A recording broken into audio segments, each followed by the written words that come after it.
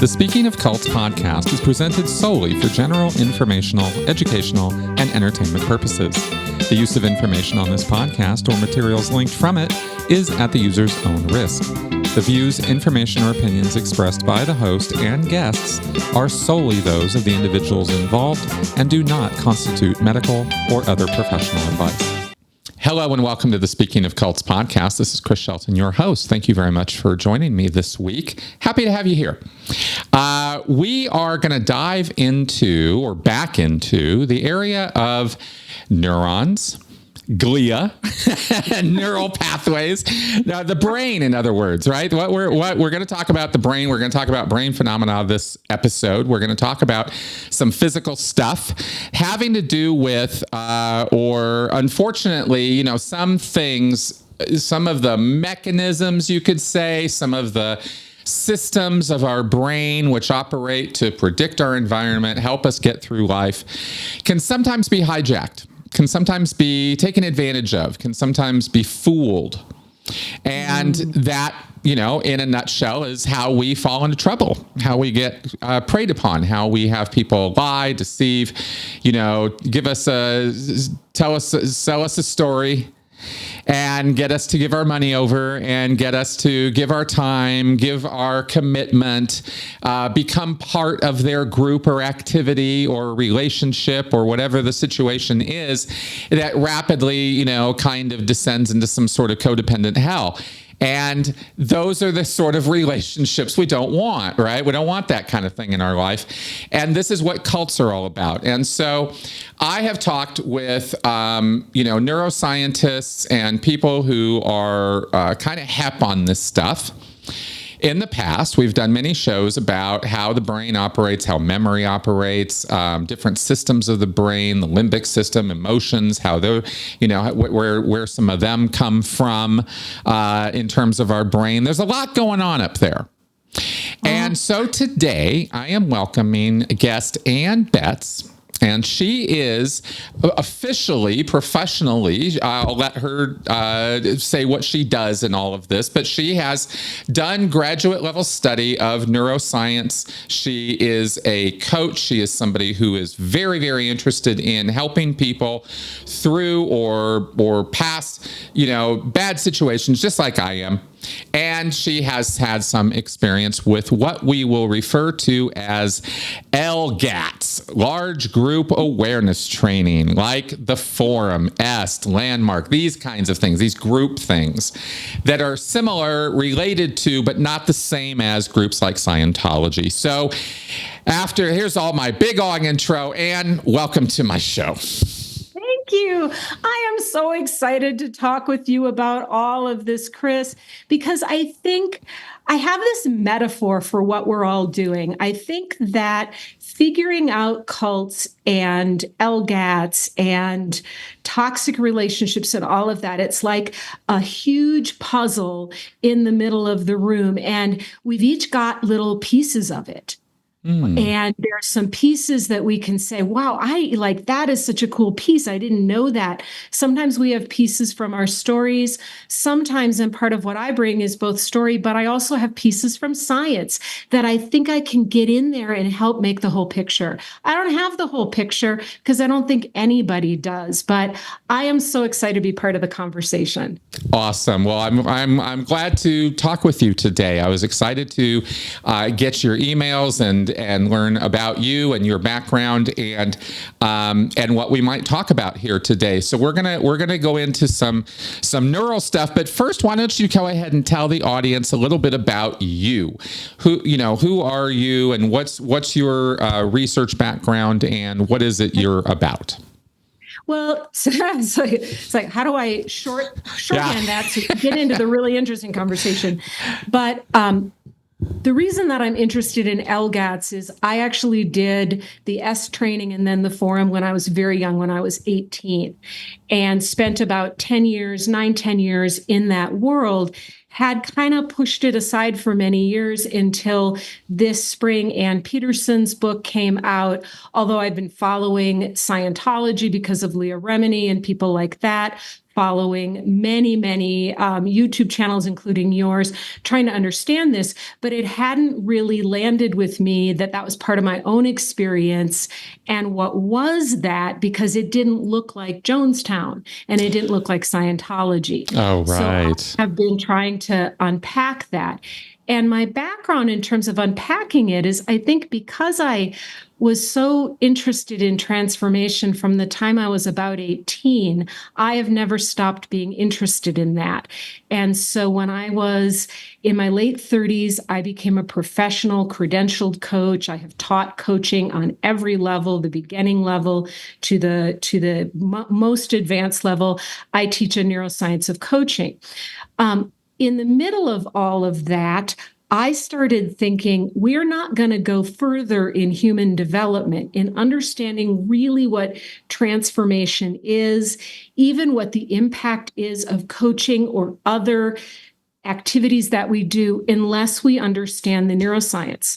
So about 2010, I started delving into that. I went to the Neuro Leadership Institute for a year. I studied with a man named Dr. Dan Siegel for about a year. And then I just branched into going really, really deep into particularly the neuroscience of coaching, which has a lot of overlaps with generalized human development. So at this point, I have a publication that looks at the coaching competencies in our profession, the International Coach Federation coaching competencies, and what is the neuroscience of that. Got a book called Integration that looks at the neuroscience of a certain coaching model. I write a lot about this. I think a lot about this. And I would say I'm kind of known in the coaching world for being one of a very small handful of experts who kind of gets the complexity of what's really happening with the brain when we're doing different kinds of interventions or activities. So is that a good kind of quick overview, Chris?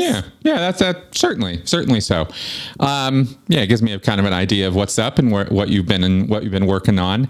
Right. And I will never stop looking at all of this because it is endlessly fascinating. And again, it's just little pieces of the puzzle coming together. There is no one answer. No, unfortunately, there's not. And it's really because when you look at, I've said before that, in a sort of vain attempt to be clever, that when people are looking for causative agents or elements of something, they want to know, why did something happen? What's the reason, right? And the fact of the matter is that, things happen because of everything. It's all the elements that came together to create what happened, right? It's the weather, it's the politics, it's the language, it's your education, it's the mood in the moment. It's it's the happenstance of a butterfly flapping its wings. It's all of those things coming together. But that all being said, we can isolate particular things that might have more impact, or maybe more accurately are something we feel that maybe we could do something about in the future now that we know about it, where we didn't know about it before, so we couldn't do anything about it before. You'll never be able to do much of anything about the butterfly flapping its wings in Taiwan, right? But you will be able to maybe change how you go about your decision-making process, or your, what appeals to you, or think through, maybe a little bit more critically next time, whether you want to give over that $100 right away or not. Right? What are you getting yourself into? And these are the sorts of things we want to pay attention to when we look at why did something happen, right? Absolutely. I love that so much. And for me, there's two things I want to say about that. One is it brings me back to, the puzzle piece, which creates a whole, but you can also look at that individual piece and go, okay, let's try to understand that. I think that's really helpful. Yep. About 5 or 6 years ago, I went through, and what kind of got me back connected with cults is I actually went through a personal relationship with someone who definitely ticks the boxes as a narcissist. And so I had to I had to really say, hold on, what was this? how did I miss it? What was happening with him? What was happening with me? And really understand trauma, in particular relational trauma. So that's another piece that I think helps us understand the whole cult area. But when I'm working with people, and I work with people to recover from trauma, it's I do a lot of things as a coach, but that's a labor of love for me. One of the things that's really critical is education. You need to know the language. You need to know the vocabulary. You need to know, as we say, what the red flags are. I think the same is true of cults. If we can start pulling these out and go, oh, maybe that's why I felt so good. Maybe it wasn't because they have the answer and life is going to be heaven if I go hook up with this group, but because something is happening in a way that our bodies and our systems are designed to have it happen, but that can, as you said it beautifully in your intro, can be manipulated. Exactly. And I think that's when I go into talking with people about the brain and about body processes and the neurology of it. This is always how I'm approaching it, is that these things operate for a reason. It's trying to service you. It's trying to help you. It's trying to, it's trying to help you survive. It's just a black box in your skull, right? Well, yeah. I mean, I love what you said. It's kind of, I like to think of the brain more, not to make that wrong, but no, go ahead. Well, the way that I've come to think about the brain, I use two different metaphors because the current real thinking in neuroscience, and one of the things that I bring into the conversation is I try to stay very, very up to date with what is the really current broad-based. I'm a generalist. I'm not a specialist. I'm a real generalist, but how do all these things maybe fit together?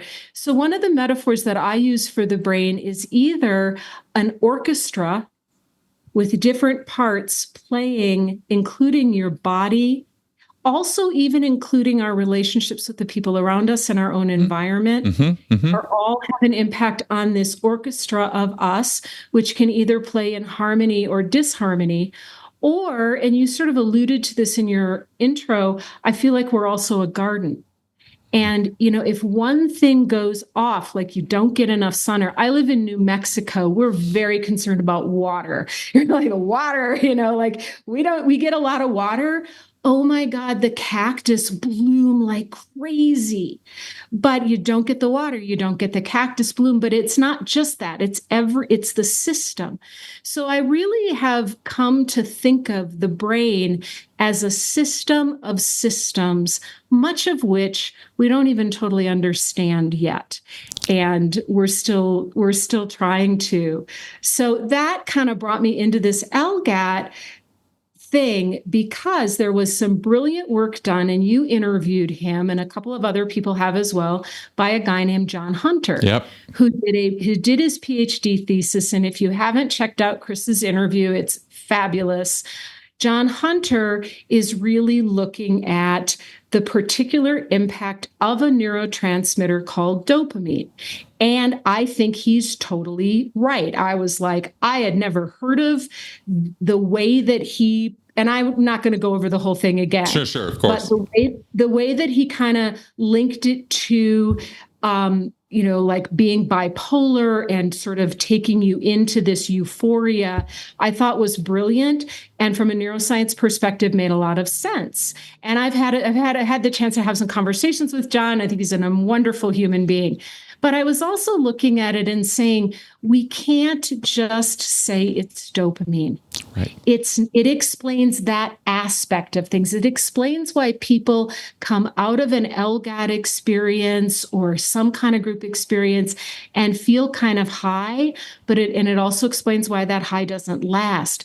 But it doesn't explain why people sign up in the first place and all of those things. So, You're right. I'd love to talk about some of that, but point me where you want to go. No, absolutely. You're making a great point, because we're really building on this concept of the puzzle or the mosaic, right? It's a bunch of different pieces, and you can highlight different ones of them and put the spotlight on that and look at that for what it is.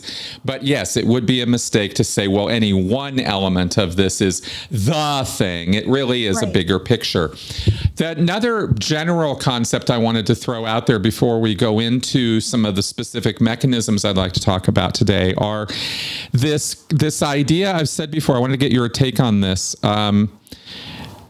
that I believe the elephant in the room, so to speak, when it comes to how we talk about deception, mind control, coercion, recruitment into cults or LGATs or predatory relationships, is you have an individual, a predator, who can induce or create an experience. An emotional experience. Let's clarify it that way, right? Let's say it's an emotional experience or an emotion-based experience. And generally, it's a positive emotion. It's a feeling. Yes, that's right, and it's a big one. It's a wonderful set of feelings that is brought about or induced. And the control factor is not making that happen.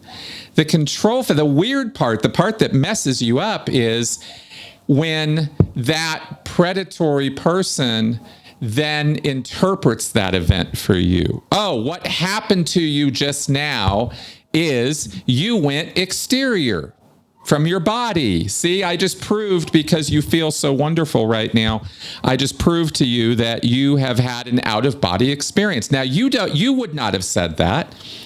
This person tells you that's what's happening to you. You just feel, oh, wow, I feel really good and weird and wild, right? Right. That I hadn't thought about that. And so I'm processing, because I actually think that's super cool, because I think the same thing. I think if we really want to understand cults, we also really, really have to understand narcissists, because there ain't a cult in the world that isn't run by a narcissist or a psychopath or sociopath. Basically, yeah. No. So kind of understand that. So I'm kind of mapping that on, because a narcissist will do the same thing. See, we're in love. Exactly. See, this is right. Exactly. Like that feeling you have, they're telling you what to think about it or what it means, right? We're meant to be. And so I'm thinking of both examples, both when I was involved with a narcissist who very early on, and we have a phrase and it's part of the vocabulary, and it happens in cults and it happens in individuals, and it's love bombing. Yeah. And it's this, John, my God, you have so much potential, and I would love to see you maximize that. You are a leader. You are clearly a leader. And, we can just give you some of the technology that will help you really be who you are here to be. Well, that feels really good. Shit, they see me. Dang. And I think, first of all, I'm going to get down too many rabbit holes, but first of all, it feels good to everyone. I don't care who you are. I don't care how great your parents were and all of that. The human deep longing, the opposite, and I'm not going to say anything you don't know, but the opposite of love is not hate, it's indifference. So to feel like somebody sees you, really sees you, and I think this is what the recruiters and narcissists are good at pretending they do, is meets a deep human need, and you do not have to be screwed up in order to respond to it. Yep. Although I will say it helps. Being somebody who felt like she was not very well seen in her family, it did feel like, this might be the thing I'm longing for. So we get this, and then what you're saying is then, rather than just going, oh, this is kind of good, I kind of like this person, I'm sort of feeling like I'm like leaning toward them, and could talk about what happens in the brain with that, sort of feeling I like it here. Not only that, John, and this is where you're brilliant, Chris. Chris, where you're brilliant is then you're being told what it means. That's right. At this place where you had that, it's not just wow, you met some friendly people and that feels good. You're being told that that's because you had a moment of meeting a soulmate in an intimate relationship, or you had this moment of you got the little taste of the experience of what's available to you. That's right. That's right. So and you don't get isn't to there interpret for yourself. Yeah. Isn't there a kind of, and maybe this is partly the or inclusive of the dopamine part of the process, but it's not just that. It's analogous to an addiction cycle. It's analogous to, like the chemicals that are involved, in other words, are so, we feel so good in the moment. We feel so like we're falling in love, like we're having euphoria, like awe. Those words that we use to describe these wonderful, wonderful experiences that are induced, whether it's through a trance induction or a hypnotic thing or some crowd thing or, however it's done. If you're then told, oh, well, this is our spirits, exactly you just said, or we're soulmates, or this is our karmic destiny, or here comes the interpretation of this event. And if we buy it, see, if the person buys it because they don't know how else to explain what's happening, they don't have words or prior experiences or knowledge of how the brain works, so they don't get it. And they just feel so good that they glom on to this explanation. Oh, this must be what it is. This must be, and this is the answer I've been looking for. And I think about, if we want to talk about, dopamine is a really interesting, controversial neurotransmitter. There's some new stuff out about, is it impacting us as strongly as we think? But let me throw another one in the mix, and that's a hormone called oxytocin. And people might be familiar with this, but oxytocin is actually, it's often referred to as the trust hormone. And it gives us it's not as much of the, the excitement, where I think John Hunter's work of kind of how they induce this kind of dopaminergic state of like euphoria. Oxytocin doesn't operate like a euphoria. It operates much more like a trust. And like a bonding agent. Yeah, it's bonding. It's more trusting. It's more that, and there's some creepy research out there that basically says, and I'll tell you one of the good things about oxytocin, but is that if you give people oxytocin and then you even sort of put them in a state where most of us wouldn't trust the other person, like it really looks like what they're doing is a little deceptive, we will tend to extend more trust. Oxytocin is released through touch, which is, I think, interesting because I think a lot of the large group awareness trainings are struggling going online. And it's not, again, it's just a little piece of the puzzle. We're just shining the light on oxytocin right now. Ain't the only thing, but it tends to, you come in friendly, a little friendly touch, a pat on the shoulder, hugs, all of that. It's also tends to be activated by somebody doing something for you, opening the door for you. Oh, Ann, it's so good to hear you. Here's your name tag. Oh, no problem. There's the bathrooms over there. As well as laughing together. And if you think about a lot of guest events, we want to keep the energy light. We want to have laughter, positivity, and also through heartfelt sharing and stories. All of these things, and by the way, if you and I just, go to lunch and you tell me your story and I'm, and we hug and oxytocin is there, that's awesome. Like, that's fine. Like, as long as you don't want me to buy anything.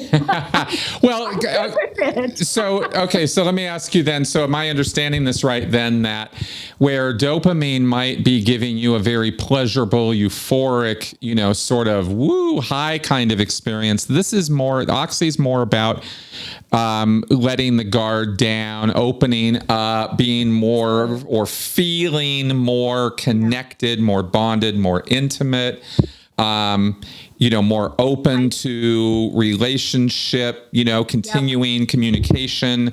Like it's that kind of thing, right? Like it's the sort of thing that's firing off when you're in a room of strangers and, maybe at a stand-up or something, everybody starts laughing and you just feel a little more comfortable in the space. You let your guard down a little bit. That's what we're talking about. Is that right?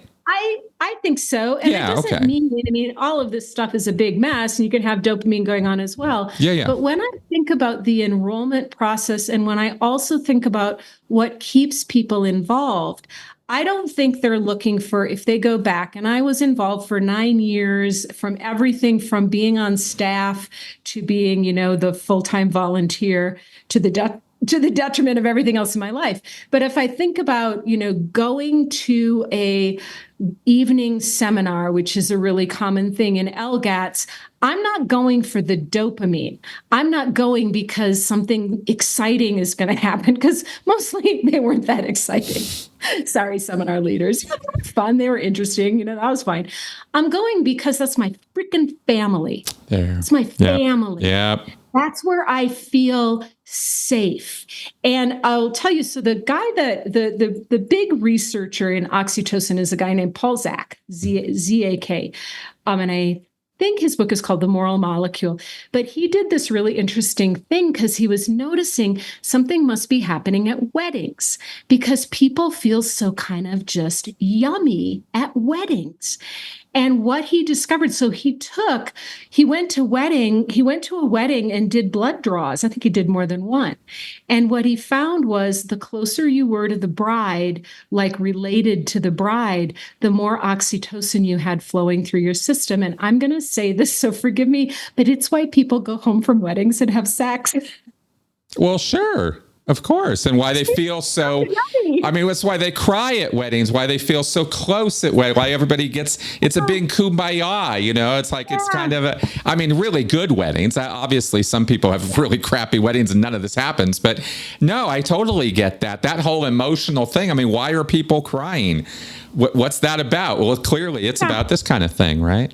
Yeah. So I think when we're looking at some of the other factors, and I think one of the things for people who are very, very involved, and I think this is probably true, you can tell me, in both Scientology and in, LGATs like the Forum, when people get really involved, it's like, that feels like family. That feels like the place I'm seen. It feels like these are the people I can trust, because things are designed and it's human. And I'm not even saying this is manipulative. I just think somebody figured out along the way, when you're really nice and warm to people, they register for things. Yeah. Exactly. Well, I'll add a couple more things onto it though, because it is manipulative, but it doesn't necessarily mean that has to be destructive manipulation. You can use this for good or bad. There's white hat, there's black hat manipulation, you could say, right? And I will fess up to a white hat version, but you go ahead. Yeah, I'm just saying context is the king, right? Context always determines everything with this. Yeah. But I wanted to ask about, but on this exact thing of community building, or feeling like, the guard is coming down, I'm feeling close to everybody in the room.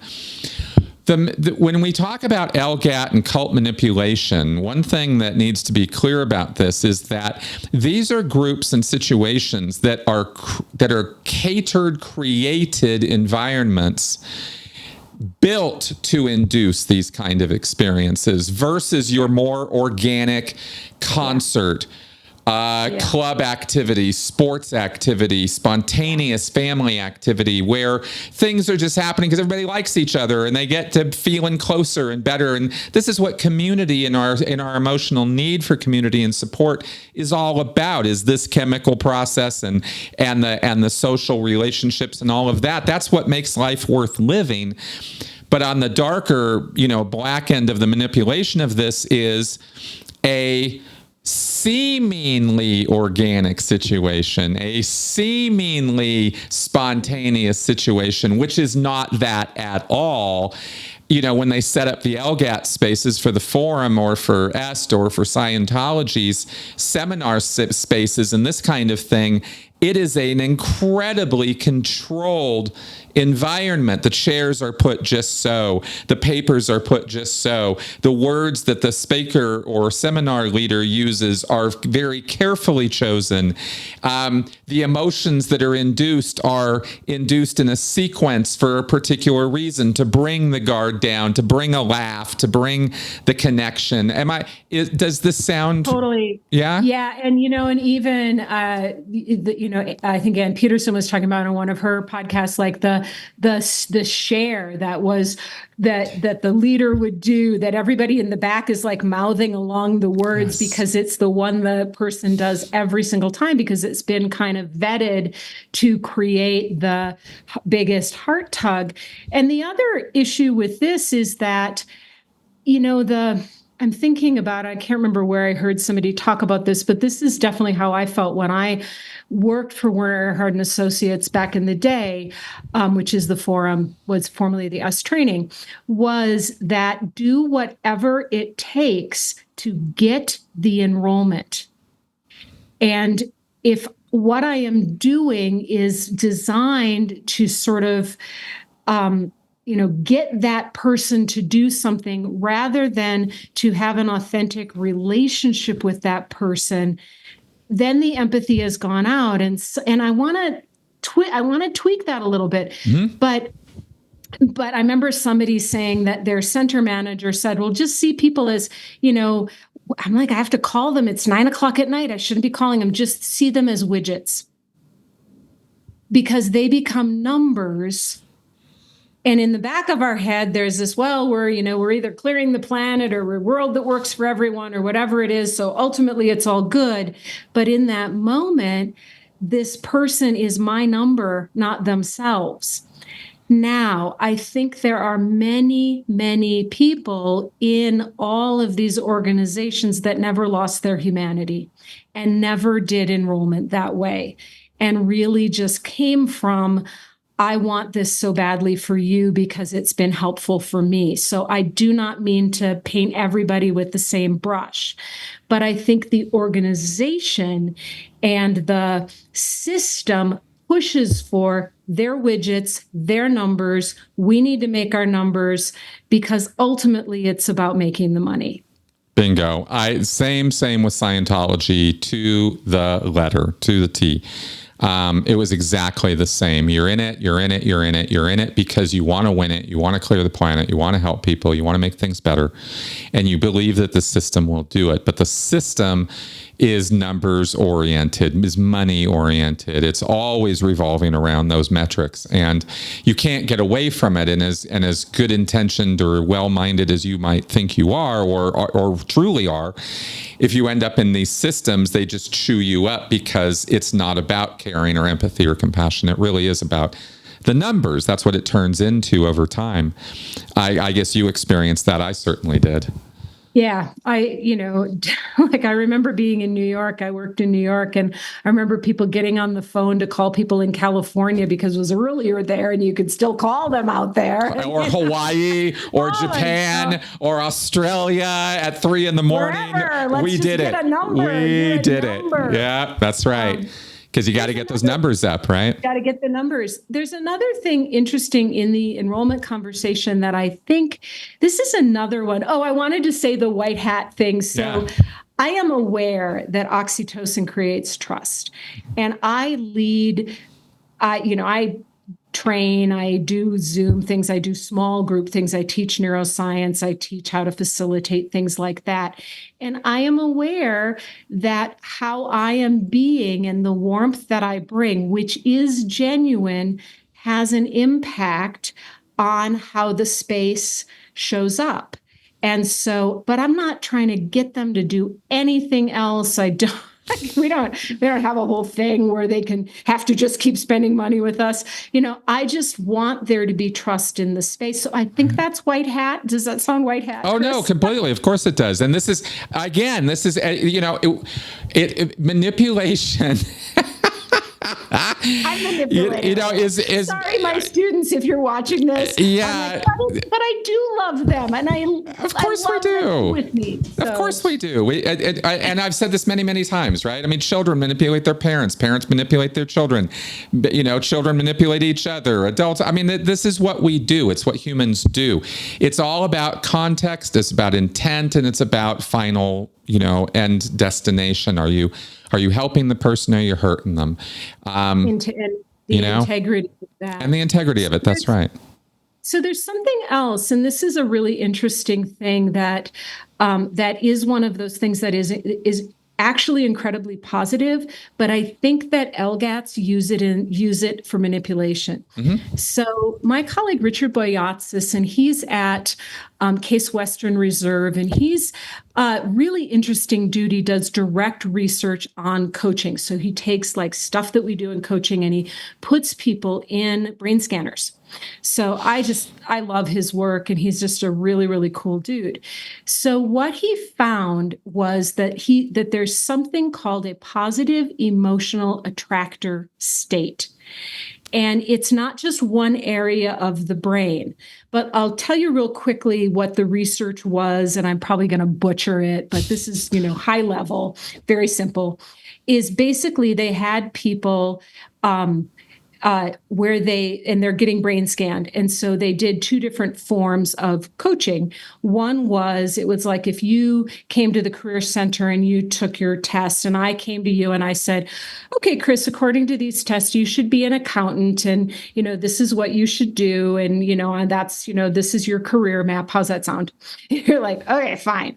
What they found is you're not getting a lot of brain activity when that happens. And you can even put people in a negative state when you just tell them what to do. Like, you should go do, right? But if you come in, and again, you're in a brain scanner, and I say, Chris, I'm really interested in what your 5-year plan is, and what classes have you really enjoyed, and where do you, if you could plan your life any way that you wanted, what would that look like? And, what are some of the things that are really challenging right now? And what's something that you would like to be better at? Puts you in a totally different brain state, according to Richard's work. And if you're interested in this, you can Google compassionate coaching lights up the brain, because Richard calls the second type compassionate coaching. I just call it coaching because that's how I was trained, was not to ever say this is what you should do, but to be in this conversation about you and what you want. Well, here's what happens in the brain. You get areas associated with emotional regulation lit up. You get areas associated with positive affect. You get people in this very toward state toward the person, and areas related to vision, to actually physically seeing things, you get more activity there. And he calls that a positive emotional attractor state. And it comes when you ask and you don't tell. And what are people in recruiting good at? Asking. And I think that's true in Scientology, and I know it's true in LGATs. Oh, absolutely. That's true. It's because you're consulting with the person to get, at the recruitment stage, at the beginning stage, it's just, I think, what we're sort of talking about mainly here. Yeah. I could not agree with you more. I have spoken and had podcasts here also about a practice called street epistemology, which is a non-coercive, non-manipulative effort to consult with a person's belief sets and ideas and track or question or interrogate, where that person's ideas come from, why they hold those beliefs, how certain are those beliefs. It's all interrogatory. It's all Socratic, questioning. And it's exactly I believe the efficacy of that is exactly because of what you just said, right? Because when you are lighting up those areas of the brain where a person is contemplating futures, contemplating thoughts or ideas, when you're asking questions, you're not making demands. it's a different emotional state. And I mean, you can ask questions in a demanding way, of course, but generally speaking, in the way we're talking about, you're not doing that, right? It's more love bomby kind of thing.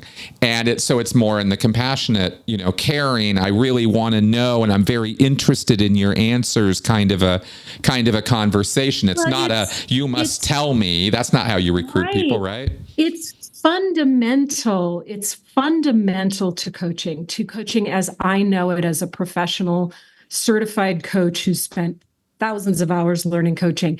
Yep. It's fundamental. I want you to make the connections. One of my students is like, oh, I want the light bulb to go off in their head, not mine. And it's the hardest thing to teach, is to stop telling people you're making all these connections, but it's not useful. First of all, if you just tell the person what to do, they're not going to be in a state where their brain is as able to grow and learn. The positive emotional attractor state is a growing and learning state. So I want to, when I'm working with someone, put them in that state, because when they're in that state, they're having all sorts of wonderful ahas. And my ethic as a coach is I don't care what they do. I don't care. I have no agenda. I have no skin in the game. I want them to be happy. You tell me what you want. I am here as a catalyst. I am not here as a consultant or a mentor. I am here to help you unpack it. And ideally, I'm going to ask a question that you're like, oh, I never thought about that before. And I'm like, okay, good. Let's get some neural firing there. But I also think in the recruitment stage, when people are being asked, and I know I was trained to do this, and again, it's not all bad, but, find their pain point, find out what they'd want to, you need to find out what they would want to get out of the forum. You need to get in there and really find out about them and be really curious, which is, again, it's a lovely human thing. But if all I'm thinking about is, I need to get you to sign that card, and I'm going to ask whatever it takes to try to find out your pain point to get you to sign the card, there's a break in the empathy. Exactly. Because as a coach, I don't have it like, hire me, don't hire me. I don't really care. I want you to have the life you want. Right. No, it's more of a, would you say it's a more agenda-driven conversation? In recruiting? Yeah. Yes. Yeah. Right? Because there's an end target. When you're suggesting with coaching, and certainly with the work that I do with people as a consultant, I'm not totally like wide open, no destination. There are places I want to take people in terms of education. If you're a consultant, you have some wisdom about that. There are two different fields. That's exactly right. That's exactly right. It's not that that's never good. But I bet you do better as a consultant when you start out asking a shit ton of questions. Absolutely. Yeah. It's very, very question based. And it's always been better when it is that way, because that way you're always making sure that you are connecting with the client's needs, not your concept of the client's needs. And these can be very different things until you really get to know the person and how they think. And sometimes they're not even aware of it until you get in with a lot of different questions. That's right. Absolutely. That's right. But I'm looking at now, okay, so we are saying that this is a good thing to do, or it's in a value spectrum. This is a positive. You'll create positive experiences, or more connection, more trust, more positive feeling between two people by doing this kind of thing, by using questions, by caring, by kind of delving in. This is what the recruitment in an LGAT, in a Scientology, in a cult situation looks like also, though. And so externally it can look the same, but internally something different's happening. And this is where I have to fall back on, it's the context, it's the situation. Are you in a cult recruitment interview, or are you in a friendly conversation? Are you in a professional therapy situation? Same questions in each of those different situations can have very different ramifications, right? And, one of the things I'm aware of is if I'm working with someone, I have a small private practice. I work with a lot of with, a chunk of folks and, asking these questions, I'm really aware that I have them in this very open and receptive place. And so I have to really honor that. Right. They are, this is where so many clients over the years, like, okay, Ann, what should I do? Like it becomes a joke. I'm like, what do you think you should do?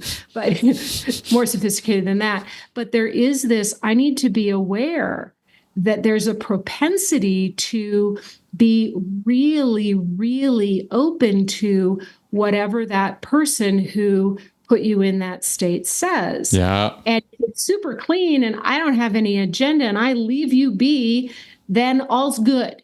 And it's your agenda, which is fundamental to professional coaching. It's always the client's agenda. Yeah. And I don't have any agenda.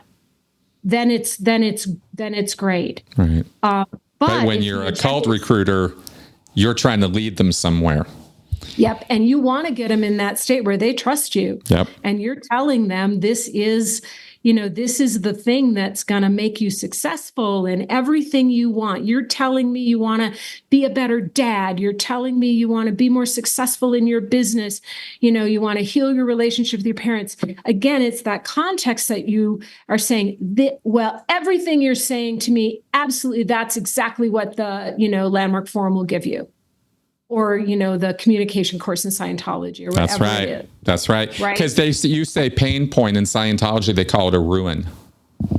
A ruin. They're looking for your ruin, the thing that you consider or you believe is ruining your life.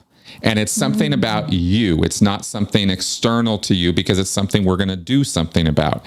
So I can't do anything about your boss's temper, but I can do something about the fact that you can't deal with your boss's temper. Right. And that's your ruin, is you just can't deal with people and their anger. So here's our class that's going to now, teach you how to deal with that, right?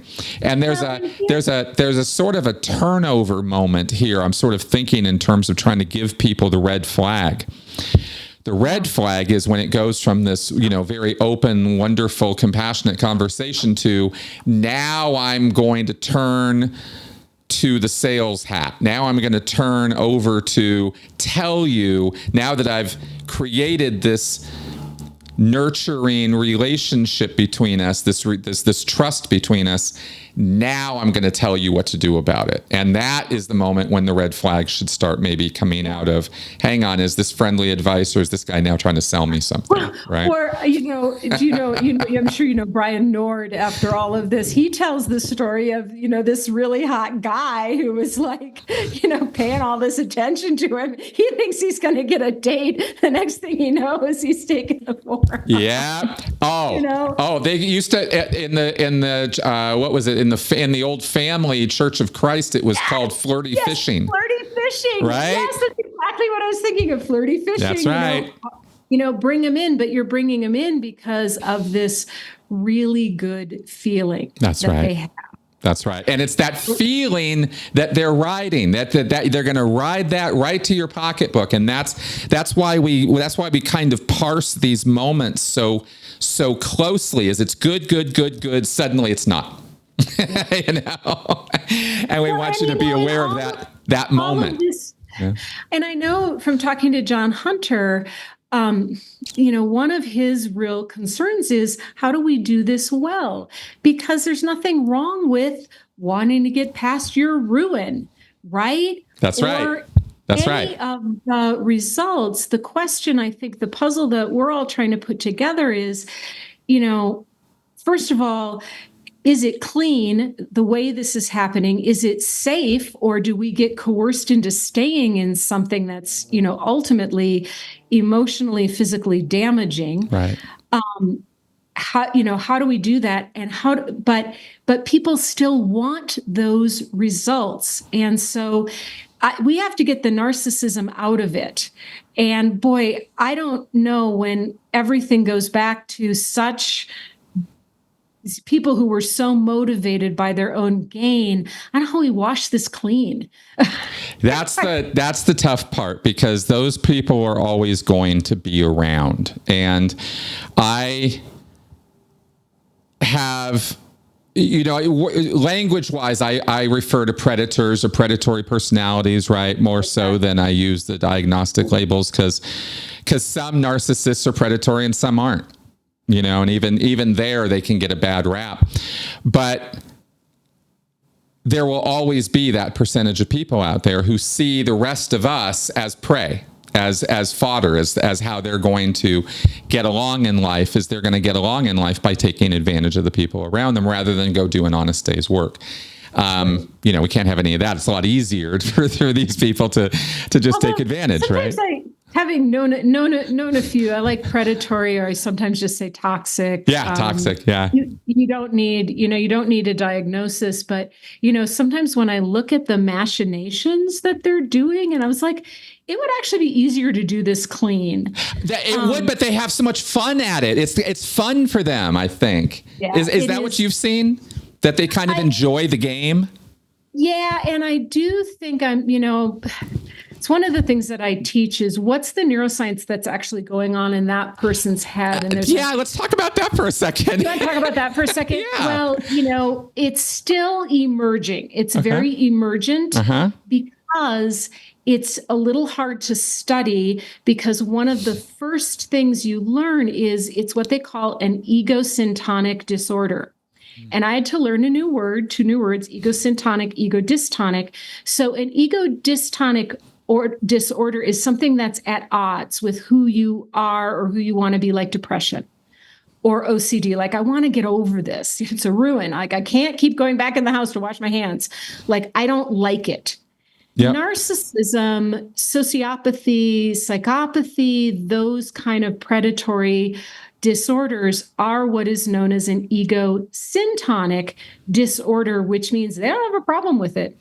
They're typhoid Mary. They're carrying the disease, spreading it on to anybody else, and it never looks bad to them, or rarely. So they don't seek treatment generally. Right. They might seek treatment for an accompanying issue. They might, depression, or they might get to a certain point in their life and their charm and their looks isn't doing it anymore. And so they might come in. But for the most part, the fact that they are, and probably the critical aspect and I will use the word narcissism, is lack of empathy. Absolutely. No, yeah. In terms of the disorder, you're absolutely right. In terms of the disorder. That's right. So the fact that they don't have real felt empathy is not a problem to them. It's a problem to everyone else around them because it's impossible to live with, but they are not going to seek treatment. So they're a little hard to study. That's right. That's exactly right. And you run into this because they don't also, the other thing about studies that is so hard is even if they look like or sound like they're cooperating, you never totally 100% that they're being really open and honest with you. Oh, totally. And when I've got clients that are, in a personal relationship with someone who seems like they check a lot of boxes, and we can also just say high trait narcissism without diagnosing. Yep. My colleague, Dr. Ramani, talks about, who's wonderful in this space and lovely human. If you've never interviewed her, I should hook you up. I very much would love to talk to her. That'd be awesome. Well, I'll hook you up with Dr. Ramani. Great. She's the bomb. Yeah, that'd be great. She's the girl. But she basically says narcissism is a description, not a diagnosis. Fair enough. So when we look at the trait of this, and where I can't remember where I was going, exactly where I was going with that, but the lack of empathy and the impact they have. Oh, I know what I was going to say. Yep. So when I've got a client where it starts seeming like what they're dealing with might be someone with high trait narcissism, and I have a series of questions that I ask about that, and I'm not quick to jump on that train. But when we're getting this, one of the things they'll say is, should we go to couples counseling? And I will say, absolutely not. Absolutely not. No. Not unless you are absolutely convinced that this couples counselor has advanced training in cluster B personality disorders, which is how they're talked about in the Diagnostic and Statistical Manual, and might be able to call it out, because they will seduce the therapist and you'll be the bad guy. Yep, I've seen Rachel Bernstein has talked about this as a family therapist, how when the narcissist shows up with their victim, how the dynamics of the client therapy thing are just wild, because this person's trying to control everything from their vantage point, right? And she can see it. And here is what I had to learn about all of this, is that I had an assumption as a coach, and I have a lot of training as a coach, but I had never been trained in personality disorders at all. And most of us are not. And I had this assumption, well, therapists know this. And then I, developed this relationship with Dr. Romani. And one of the things she said is they don't know it either. Mm-mm. They don't know it either. They don't know often. And she even said, she got 2 days of training on this. And it is as much as 10 to 20% of the population that we're looking at. One of the things that interested me, both in terms of some of the folks who have been very, involved in the personal development world, like L. Ron Hubbard, I won't name other names, but I'm curious about something, because there is actually a genetic modification which makes it very difficult to regulate yourself emotionally. And it's called it's the MAOAL gene. They call it the warrior gene.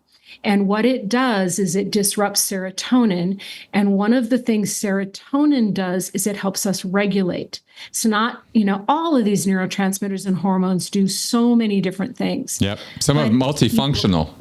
Oh my God, most of them are multifunctional. That's right. But so if you think about, if you're driving down the highway and somebody pulls in front of, I'm going to make an assumption about you.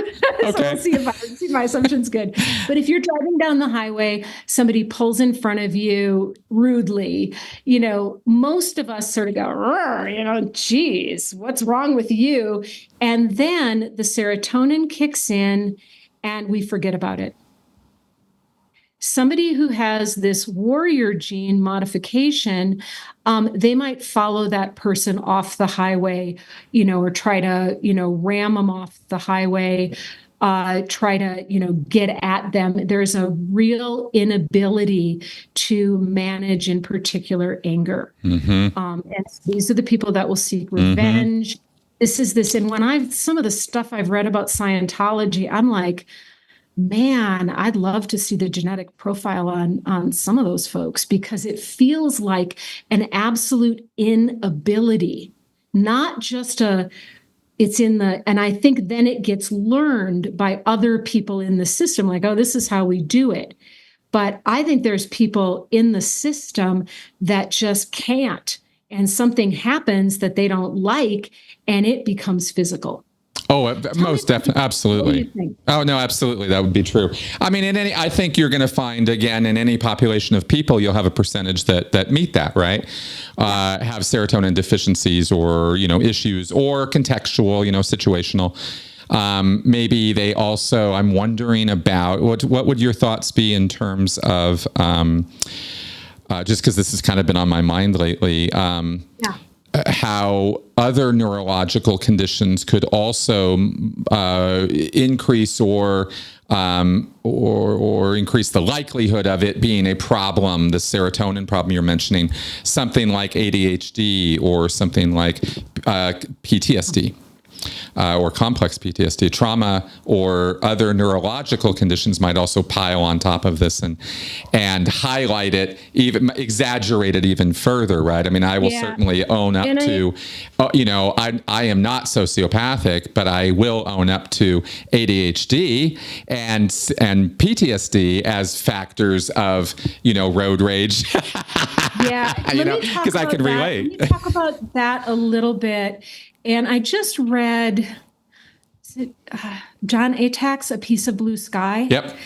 And I was like, this guy sounds both like he's, L. Ron Hubbard sounds like a psychopath to me, but also probably with bipolar, and also maybe schizophrenia. And I'm not qualified for any of that, but this was a very messed up person. Let me throw something else at you that you're going to love. You're going to love this. Temporal lobe epilepsy. Yeah. That's what we believe L. Ron Hubbard suffered from. Okay, so he had that. We believe he did. There's evidence of, there's 3 separate instances in early life of potential traumatic brain injury, and there is evidence of an operation he had when he was about 1938, which seemed to indicate that he might have had some neurological damage there. He certainly had an episode of some kind. Yeah. And the religious mania, the hypergraphia, and other symptoms line up with temporal lobe epilepsy for him. Boy, that makes sense. And that's not a part of your brain you want to have damaged. And I'm thinking about a guy that I knew, lovely man, but his father had a traumatic brain injury, probably in his teens, and really did develop psychopathic tendencies. And one of the things that we look for, so let me talk about the prefrontal cortex, PTSD, all of that. Your prefrontal cortex, probably familiar with it. It's right here. Call it prefrontal because it's right in the front behind your eyes. And it is it does many things. They often say it's like your executive function. Yep. Right? Yep. Like seat of executive function. It doesn't really run the show because we're a garden. we're an orchestra, but it plays a different tune than other parts of the brain. But it's not like in charge. It just plays a slightly different tune. One of the critical factors that you find in this part of the brain is empathy. And that is often more dominant in the right hemisphere side of the brain. And it's the type of empathy that is what they call mirror neuron empathy. So two big types of empathy, you may be familiar with this: cognitive empathy and affective empathy. Cognitive empathy is, I can understand how you'd feel that way. That you just slammed your fingers in the car door. That must hurt, Chris. Affective empathy is, oh my God, like don't even talk about that. Don't talk about that. I can't. Right. So I'm feeling it. So you could say one has the feeling of being in the sort of an intellectual understanding, and the other is more of a gut feeling parody of feeling. Is that right? It's, except as I understand it, the mirror neurons that have you feel that are part of prefrontal cortex function. Oh, absolutely. It's the feeling that it's kind of in your gut, but it is all happening up here. But there's and you can't shut it off. If you've got, or it's hard to, but I'll tell you how it does shut off. And I think this goes to the PTSD thing. Yeah. So, it's harder to shut off. Cognitive empathy is just like, you understand what motivates people. And so they talk about like Ted Bundy, lots of cognitive empathy. He totally understood that if he showed up with his arm looking like his arm was broken, that people were going to be, oh, you poor thing. Right? But you can shut that shit down. Not a problem. Affective empathy, like people with really high affective empathy, it's hard for them to even work in healthcare because even poking someone else feels painful. Right. That's right. Right? That's right. You can have an overabundance of that. A little is great. I mean, having an average amount is wonderful. I mean, you want to be able to relate to other people. I know how you feel. Or it's really not, I know how you feel. It's more like, I feel how you feel, right? I feel how you feel. So then I'm going to also, because we're complicated human beings, I'm going to ideally check it out with you because I got all my own story and my own past. But here is where the PTSD and the ADHD also play a role. Mm-hmm. So this part of the brain is the researcher that I follow is out of Yale. Her name is Amy Arnsten, and she calls it the Goldilocks of the brain. So it operates on a U curve of stress. This has been known for a long time, that stress is not just a bad thing, that what you need is your just right amount of stress. In the Goldilocks, not too cold, where you're not interested in anything, not too hot, but in this zone of, I like to say it's stimulated but not stressed. Right? Right. You got some fun stuff what you're working on, and you like it, and maybe you got a deadline, but it's not overwhelming. Right. Because here's what happens on either side of the curve. You start losing prefrontal cortex function. So when you're pushed over into more of the stress zone, what starts happening is empathy is one of the things that goes. Memory goes. The ability to think abstractly or even think. You get foggy thinking. You start seeing people more as their utility and less as their humanity. And all of this can happen because your brain is overwhelmed on stress. And when I think about let me pause there, and then there was a connection I wanted to be sure to make. But let me pause and see what you're thinking about that. Oh no, I'm totally tracking with what you're talking about. I mean, one, because I have complex PTSD and have been experiencing it for years, and I definitely can track with what you're saying there. I also relate it to times of stress, which were often, let's just say most of the time, that I was in Scientology and the Sea Org. It's a very high stress environment. It's a high demand environment. And obviously a conformity. I don't know if you were there when this was one of the things that in John's book, A Piece of Blue Sky, I was like, you never knew when you were going to get thrown off the side of the bloody ship. Well, there was that kind of exact thing. I called it overboarding. And those kind of disciplinary measures were routine. And it is a threat-based environment, right? So it is domination by threat, by overwhelm people, a lot of yelling, a lot of screaming, a lot of physical punishments. That's the Sea Org environment, and it's a rough one, and it's kind of like that all the time. I said the other day, it's all when you were in the Sea Org, you just became inured to it. It became a new level of normal, in the same way that people in high stress environments, combat zones, things like that, become inured to a high stress environment. The threat level, in other words, is always high. You could turn a corner at any moment. You could have a door open at any moment, and somebody who means you harm is coming through that door, is coming around the corner, and they are going to do something, say something, inflict discipline upon you in some fashion, sometimes out of nowhere. You can't, and it's the unpredictability of it that really throws you, because it keeps you in this uncertain mode all the time. You never know when the threat's going to come. It could come knocking on your door at 2:30 in the morning, because you're in a Sea Org. You're not also getting restorative sleep, which is part of what your prefrontal cortex needs. That's right. So you've got a number of factors contributing to creating what ends up being this complex PTSD condition. And it's an exhausted nervous system. It's an exhausted threat system, right? You're just overwhelmed by it. And after years of that, after years of that, you're exhausted. And so the post-cult recovery part of that is learning to chill out, learning to feel safe again, learning to give yourself time and a break, and not let your emotions run on, in the red zone all day, 24/7. It's the gradual release of those things, through therapy, through education, through healing and time. There's no substitute for the time involved. So all of those things, I think, are at least been my way of describing the experience. Yeah, I can relate totally to what you're saying.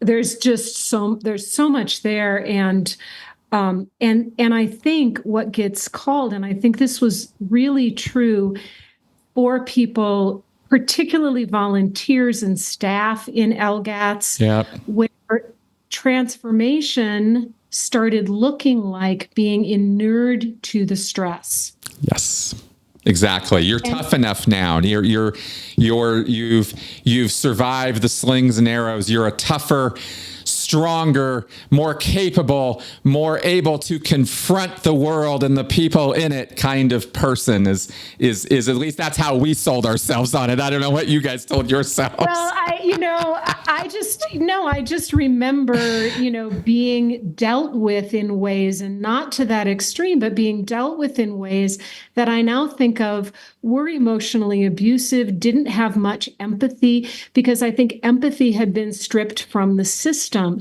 to some degree. Yeah. And, one of the things that I would, just a little bit of advice for people, if you're coming out of something that has got anything that's got your nervous system amped up, right? Whether it's the Sea Org or an LGAT or even a difficult relationship, sometimes talking about it is re-traumatizing. Right. Yep. And you can, even the idea that you're going to even talk to a therapist or anything, you can start feeling that lack of safety. So there are some things you can do that might not sound like direct work, but, acupuncture, massage, those kind of being really kind to your nervous system, letting your nervous system learn what it's like to have somebody touch you and you're safe. Yeah, that's a good point right there. That's a real good point. Those kind of things. And it's also something that, definitely have been seeing. EMDR is really good. But if you feel like whatever happened, it's even too much for your system to talk about it, then just do something energetic. And I mean energetic, like energy healing. As woo-woo as that sounds, it is part of the healing modality. Well, I will definitely push back on that one, but because that's just my own personal take. At the end of the day, I'm going to say that you do whatever's going to work for you. That's going to make you feel better. But ideally, you're going to be able to talk about it and discharge it. Yeah. And I know you've had other people where you've talked about memory, and I don't have my whole list, but there are like 5 or 6 types of memory. That's right. Yeah. And trauma disrupts all of them. So part of, and if I'm working with someone who's coming out of trauma, is I want them to start telling their story so that they can put the pieces back together. That's right. And whatever works, but for some folks, it's just hard even to talk about it sometimes. Absolutely. In fact, I've spoken with a man named Christian Zerko who's done this work with people, recovery type work with people on a very informal basis. He's not a licensed therapist, any more than I am. We just work with people. But he spoke about how sometimes, initial sessions with people for even the first couple of months would be just sitting there quietly, not even saying anything, just getting the person okay with sitting in a space, comfortably being in a room with somebody else and not feeling obligated or needful to be open and transparent and have no boundaries, right? Because there's also learning about boundaries and putting those back in your life after a cult experience too. So I'm agreeing with what you're saying, of course, right? That it's a ramp, right? And the other thing about coming out of that and having your nervous system jacked up, and I loved your connection. I always think about this movie, The Hurt Locker, that I saw years ago, where the guy's defusing bombs in Iraq, and he's so good. Like, he's just like on it, but he can't even be in the world without getting something going. And I think that's also some of what has to be relearned, which is how, it's okay that there's not constant influx and there's number of neurotransmitters, but you get dopamine and adrenaline and serotonin flooding through your brain when you're not sure who's going to knock on your door at 2:30 in the morning. And part of the healing from complex PTSD is actually creating that new normal, like peace is okay. That's right. Because it can feel sort of boring. Oh my God. And you can feel like uncomfortable in your own skin. You're pacing about. It's, you got all this energy. You don't know where it's coming from. It's a real roller coaster experience for people overcoming the trauma of PTSD. It really is. It's so unique to people. It's so different from person to person what they'll experience as well. Well, and I do think this is another aspect where sometimes people, I think oftentimes I have people coming out of a narcissistic relationship who start questioning if they're the narcissist. And I think also some of the awareness as people come out of the cult experience is, oh shit, what did I do? And, integrating that and having grace for ourselves while still taking responsibility. But I do think sometimes it's just recognizing my brain was operating at such a flood of neurotransmitters. I had no ability to think clearly, to have empathy, to make good decisions. And when I think about these organizations, I'm just like, when you are, so I have to say this thing. So prior to COVID, I got tapped to do a talk at the Association for Training and Development. It's a big HR conference. And then it got canceled, darn it. But the title of my talk is the world's best title for that kind of thing. And the title of my talk was How to Make Your People Stupid. Because if you want to make people stupid, you either undervalue them where they're not interested in what they're doing. That is less of a problem in today's world. Or you make them work so hard they can't think. And there was just a Wall Street Journal article, I think I read it this morning. Did you see that about Bank of America where people are dying because they're No. What's this now? I've heard bad things about Wells Fargo. What's this about Bank of America? Bank of America. Now I'm probably going to butcher it, but basically, because I was like in between things, just trying to get my head around it. But basically, they had a rule that you couldn't work more than 80 hours a week, which from a prefrontal cortex standpoint is still way too much. I don't care how old you are.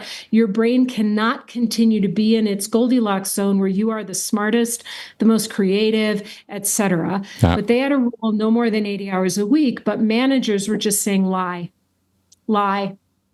Just lie on your spreadsheet, and I need you here, and I need you here till 4 a.m. And they've had some deaths that basically they're saying, heart, and I'm sure Bank of America is probably saying, well, you can't, prove that it was overwork, but nobody can work 100 hours a week, and people were working more than 100 hours a week. And I thought about that because I thought about when I worked for Warner Earhart and Associates, and I worked 6 days a week. I did have one day off, which is probably more than you got, but I worked 12-hour days. I'm pretty sure I worked 12-hour days, 11 or 12-hour days, and I was 18 years old. And I would just sleep all day Sunday. I could not get out of bed. Or just sleep because I was so exhausted. And if you want to have people who are innovative, who are smart, who are empathetic, who can think of creative ideas and, move things forward, you cannot work them that hard. It's not what humans are designed for. Correct. That's exactly right. And you have to know that people like L. Ron Hubbard and Warner Earhart are very aware of those facts, and they don't care. That's a very different headspace from a person who is ignorant, or or bosses who are just under deadlines or are stressed out themselves or whatever. We can differentiate these things. The people at the top who create environments where this kind of thing is happening and thriving, and this is the normal for those operations. Those are cults. That's culty environments. That's oppressive, even labor trafficking environments. I certainly was in that for years. You were as well. The misery is awful, and it's an equal opportunity kind of misery. Everybody gets it. It's at all levels in organizations like that. And when you find yourself in that, run. Don't walk away from it. That's a huge red flag. Yeah. And if I were going to be really cynical, as you were, and really go, because I think that's probably appropriate, it's saying if I can keep people exhausted, this also tends to happen in the programs themselves. Right? If I can keep people exhausted, one of the things that the brain does in sleep, when you get a decent amount of REM sleep and deep sleep, is it cleans out. And I like to use I love metaphors, if you haven't noticed. I use the metaphor of like Velcro. And so your day during the day, if you've ever had Velcro shoes or had a kid who had it, the Velcro gets very full of stuff and then it doesn't stick anymore. And you have to clean the Velcro out and then it can stick again. Well, your brain is like that and it needs sleep to clean things out. You get this cerebral spinal fluid that flushes through the brain. It flushes things out. You get a good night's sleep. You can think clearly again. When you keep people sleep deprived in a course or in a job, they do not have the ability to question anything that's happening in the organization. It would be beyond the mental capacity. It's basically like having a bunch of drunk people work for you, but not as much fun. And they act like that. And that's why you'll get fights breaking out. Violence is more closer to the surface in circumstances like that. People's tempers flare more easily. And you're absolutely right. They are less creative because they're less able to literally do the work of thinking. And creativity is thinking at the highest levels, right? It's your brain really going into overdrive. And if you're not physically capable of doing that because of lack of sleep, lack of food, and then you add on top of that, let me ask you this as an additional factor. I have said for years, simply based on the observational truth of it, not because I understand the neuroscience of it, but let me ask you about the neuroscience of it if you want to dive over into this for a second. There is the physical damage or impediments, you could say, that are entered in by not getting enough sleep, not getting enough food, basically not giving your body the energy it requires to do the operations it needs optimally. But on top of that, you also have the ability to mess with people's ability to think critically. Their willingness and ability to think critically, not only because of this food and sleep thing, even if their food and sleep was great, because of a belief set or a set of ideas that you can install or induce in a person through emotional manipulation and then, again, interpreting the experience for them, so you're controlling how they're thinking about this subject, Scientology, let's say. You're controlling how they think about that. You're not necessarily controlling how they think about their expertise at work, their family life, or their how to ride a bike. But when it comes to Scientology, they won't be critical about it. They won't go look stuff up about it. They won't go look at Xenu.net online, right? Because they have bought into a set of ideas that convinces them to shut down their critical thinking skills, or skeptic skills, you could say, on that topic on which they have become a bit of an extreme believer. That's how I describe it. I talk about like an extremity of belief. The more, in other words, how would you describe this, right? In terms of that. Yeah, I'm pondering. Yeah. Because I think it has to do with commitment, right? Yeah, and one of the things, so if I think about it, and I love that you said, this is all just neutral, we get, the white hat and everything. That's right. But the prime directive of the brain is keep the body alive. Yep.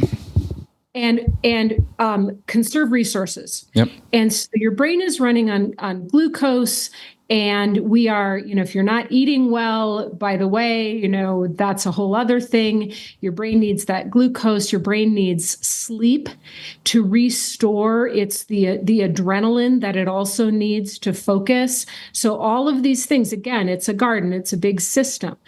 So what we know is that when you are depleted, what your brain will look for is rubrics. Your brain is going to look for, and I'll give you an example of this. What's a rubric? Like patterns. It'll look for what the pattern. Sure. Right? I think I used that word right. So here's a really interesting example. They did this years ago where they looked at Israeli judges and they wanted to see when were the judges the most lenient. And it was right after lunch. That's right. Right? Because it takes about half an hour for the glucose to hit the brain. So don't ask me to do some unusual sentencing that I don't have the pattern for. If you come to me right before lunch, I'm just going to do what it says in the book because I don't have the ability. That's right. Now, we've all been there. So I got last week, a couple weeks ago, I got a bad gum infection, got all sorts of inflammation. And luckily I have the most amazing business partner in the world. And all I had to do is say to her, I can't think, because I couldn't think. I couldn't think. The inflammation, the tiredness, the disruption in my sleep, no one was doing this to me. It was an illness, but I, have learned to give myself some grace and to say, these are a couple of important decisions in our organization, and I don't think I'm going to do a good one right now. I'm going to be an Israeli judge before lunch. So this is also a tip is, what do they say in AA? Don't make decisions when you're hungry, angry, lonely, or tired. That's it. I always say, look, I don't care what your mood is. Don't make an important decision in the moment. Period. End of story. Give yourself time, because no matter what your mood is, tomorrow it'll be different.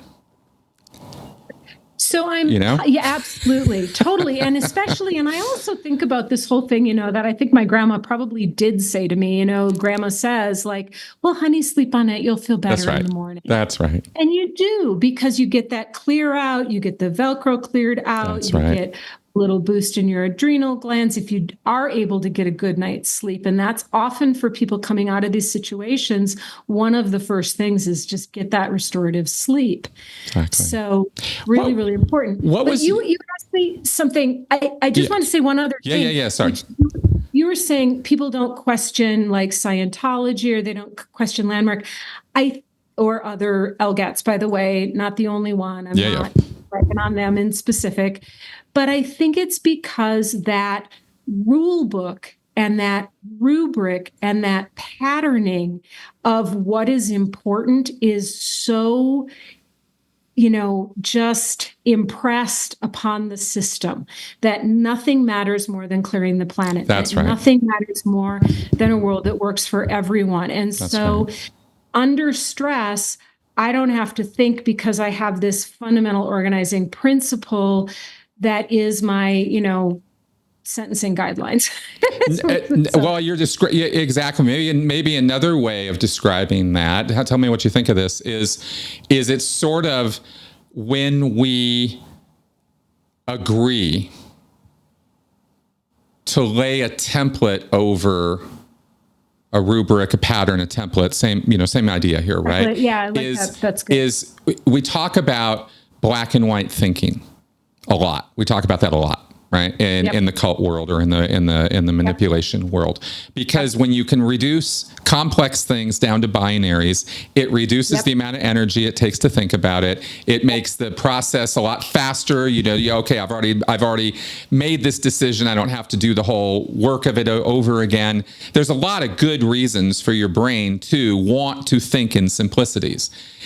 But these groups will then, knowing that, will create narratives and stories to tell you, to make it easier for you to lay down a black and white. This group is all good, and all those people over there are all bad. It's the us versus them, right? These installations of these ideas comes from somewhere. We don't just dream this up organically. People feed it to us. We buy into it, and then adjust our thinking accordingly. And so where I was going before was with, acceptance of a belief set.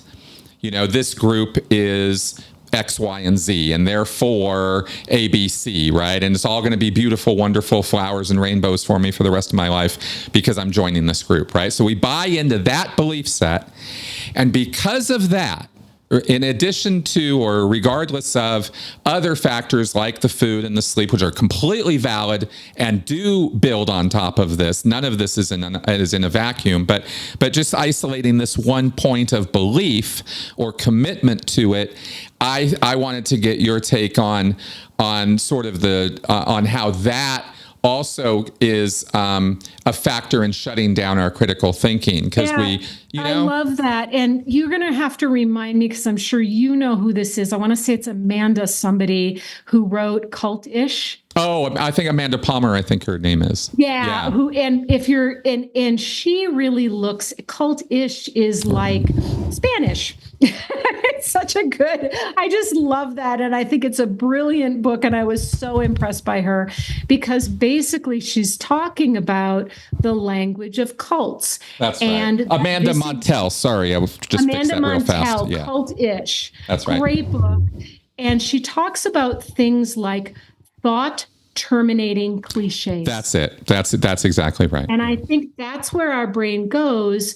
It's like, I don't have the energy to really think, to really question. So just go to this thought ending cliche. And you know what I'm reminded of, because I'm like a super fan of everything culty, and I watched the I'm trying to remember the HBO series on Nexium, and Bonnie got out of it. The Vow?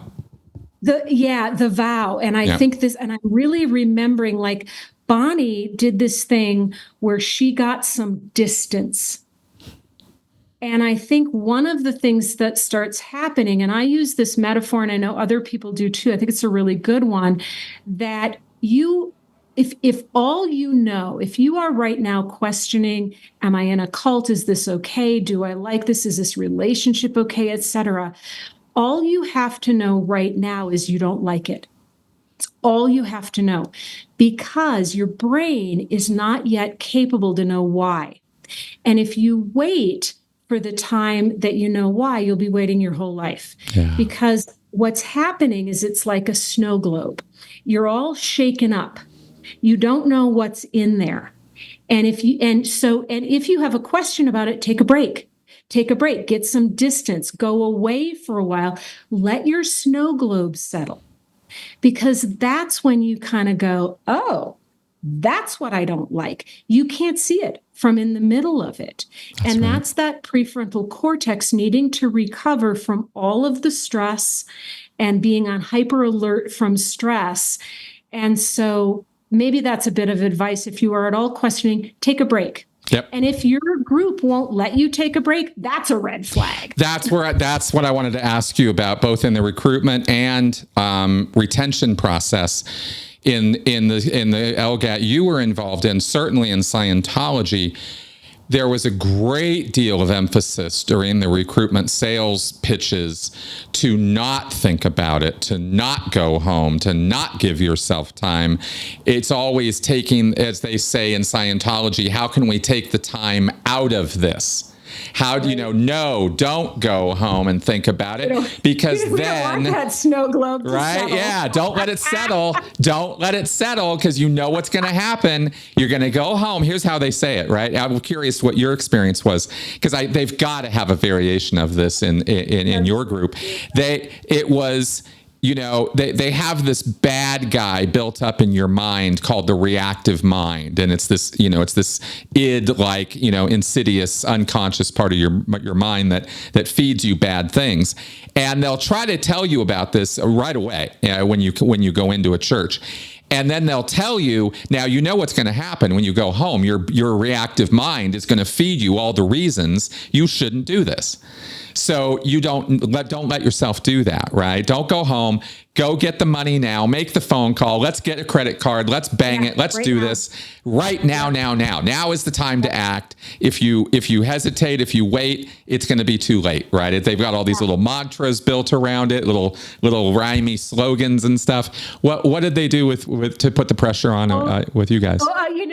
And you'd have to ask somebody even more, but I remember sort of the same kind of thing. I don't know if they said reactive mind. I'm not remembering. Oh, probably not in your group. No, probably something different. Something like, we had a lot of talk about don't be reasonable. Oh, God, that's a Scientology word too. Yeah.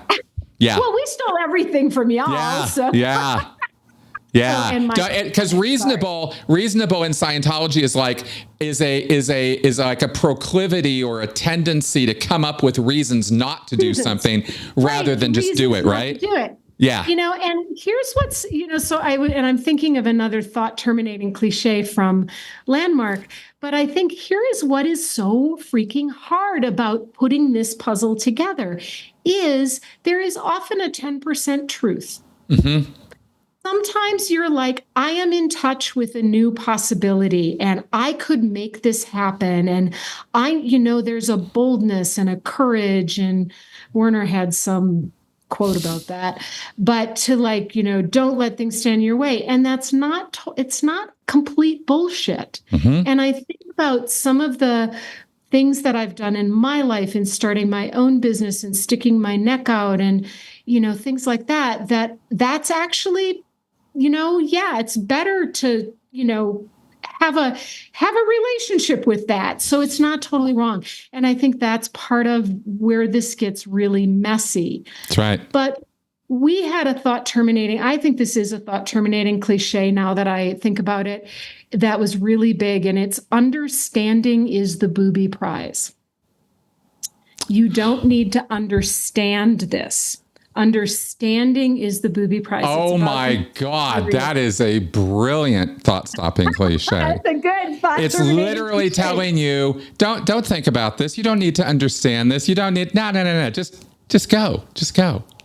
And let me I've got another quote, and I think it comes from Carl Sagan. Uh-huh. Carl Sagan said, "Understanding is joyous." And I like that better because in my lived experience, understanding is not the booby prize. Mm-mm. Understanding is joyous. Being able to see how things map out and having my hands on the reins more has been a joyous experience. And so, that one, I'm sorry, that's just wrong. Yeah, it's always comes down to the two hardest things for us to deal with as critical thinkers out there, which is context and judgment. These two things require an incredible amount of brain power in the moment because they demand your participation in it, right? Right. And so there's this woman that I follow in the emotion space who's absolutely brilliant. Her name is Lisa Feldman Barrett. I knew you were going to say her name. I love her work. I love her. Sorry. Like her work is Totally so good. Yes, she's great. She's like, this is me, neuroscience, geeking out on Lisa Feldman Barrett. But one of the things that she stuck her neck out before her, and there have been others that have replicated her work, but before her, there was this myth that there are these universal emotions, and we universally have happiness, sadness. It's kind of like the Pixar movie Inside Out. I'm like, where were your neuroscientists? So upset about that. But what Lisa really found, is that it's always contextual. That's right. And unless you know the context, we don't know what the other person is feeling. And we don't often even totally know what we're feeling. And that we have this individual, very fine-tuned relationship with emotions that is highly, highly contextual. So I love that. Yeah, I could not agree more. I loved her book on her theory of constructed emotions. Yeah. I think it's absolutely brilliant work. It's only out of kind of silliness that I've not reached out to her because I want to interview her so badly. But she is a wonderful writer, and she had some great ideas that helped me break apart Scientology's concepts on emotions and Hubbard's drivel about emotions, because he wrote a whole book on it, and it's just drivel, right? Oh, it's complete nonsense. No, it's total horseshit. It's interesting. No, go ahead. No, it is. It's fascinating and another rabbit hole to go down. But I wanted to go back here because I'm realizing we have you and I are a couple of people who could probably just talk for hours. And I'm just loving all of this, and I hope too, and we can y'all out there are again if you want to. No, I'm sure. I'm thinking we may have future shows, but I wanted to cut back to something you mentioned earlier that we didn't really clarify for the audience, and that is mirror neurons. We kind of dropped that, what is that about? They're a class of neuron in the brain. And so there's different classes of neurons. They're a class of neuron in the brain that operates both when we're doing something and when we're observing someone else do something. And so the original story, how they were discovered, which was in Italy 25 years ago, somewhere in there, where they had electrodes inserted in a monkey, which is a lot mean. But anyway, they did. And the monkey observed the researcher like eating a nut or something. The stories vary, banana nut, whatever. And they got a sound. And they're like, that shouldn't happen because the monkey's not doing anything. The monkey's just sitting there. And yet we have this ability we sort of map along. And it's a big, big thing with what makes us human. It's very context dependent. So there's a couple of ways, and I can talk about that because I think this really links to cults. So let me talk about the neutral way first. So actually, if you are a good tennis player and you watch Serena Williams or Roger Federer play tennis and you know how to play tennis, your brain in the motor neuron area will be kind of tracking the movements. And so you can actually get slightly better at tennis from watching a good tennis player do this. And they've done this with piano playing, and they've seen that there's a benefit. And it's one of the reasons why visualization, like golf swing or things like that, why that can actually help you, but you don't want to visualize it wrong. And it only works if you are familiar. So if I watch tennis, I don't become a tennis player because I don't know what's going on, right? The other place, and this is where it gets really creepy, is so if we want to think about emotionally, mirror neurons, that whole thing of, if you slam told me, oh my God, I slammed my hand in the door this weekend and I'm going like that. Those neurons, what the research finds is there is an in-group and an out-group response. What I mean by that is if I consider you part of my group, I will feel you. If I consider you part of another group, I will not feel you. And I'll just use this example. It's what's coming to me right now. So I had a friend whose Polish, and his father lived in the same neighborhood during World War II as a Nazi guard. And his father told my friend, I don't know how he could do that because he was the nicest neighbor. He's really nice to his family. Well, they were in group. The Jews, the Gypsies, the et cetera, they were an out group. So I'm not holding you as human. And so I don't feel your pain when I inflict it. Mm-hmm. And every cult has this in-group, out-group, names for it. You're the in-group, we're the special ones. And to me, that's another really, really big red flag. Is that part of the conversation? Like, we're the transformed ones. At Landmark, they talk about the graduates, like we're special. Like, God, I did a weekend, big freaking deal. But that's kind of how I see that operate. Like, we're the ones we identify with.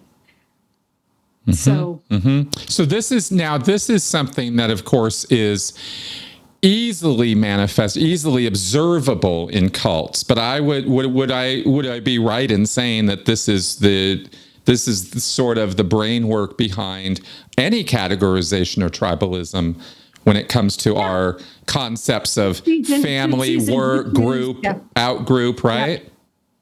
Yeah, and I think there's probably, if we were to go back and look at the anthropology of all of this, that you would probably find something about, that is not a bad thing, but that is more about we need to be nervous of strangers. They might bring disease. Right.